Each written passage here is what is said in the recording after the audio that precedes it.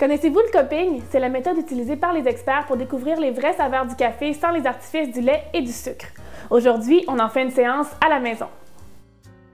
Notre nez sert à évaluer toutes les subtilités des fragrances et des arômes alors que nos papilles servent à identifier toutes les saveurs. Contrairement à la façon dont on boit habituellement son café, qui est infusé et filtré, le cupping nécessite un contact direct entre les grains de café et l'eau afin d'amplifier les caractéristiques gustatives et olfactives. Voici ce dont on a besoin pour faire l'exercice. D'abord, des bols de 6 onces. Ici, j'ai des bols à dessert qui sont disponibles en grande surface.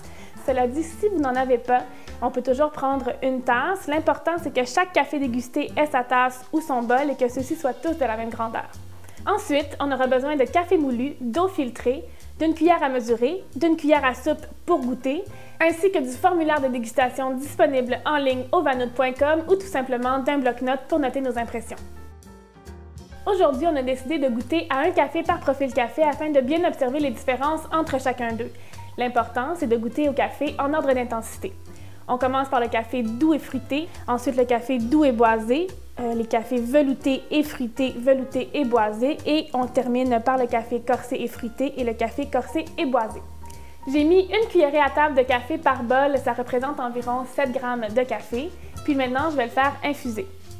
D'abord, je vais mouiller les grains, puis après quelques secondes, je vais remplir chacun des bols avec de l'eau qui est à peine bouillante. Là, c'est le moment de bien inhaler la vapeur qui s'échappe des bols pour vraiment bien évaluer l'arôme de chaque café. Ensuite, je casse la croûte avec la cuillère pour permettre à toutes les particules de café de bien s'infuser. Je laisse reposer de 3 à 5 minutes, puis je vais enlever l'écume sur le dessus à l'aide de ma cuillère. Je laisse refroidir quelques instants. Le temps est enfin venu de goûter.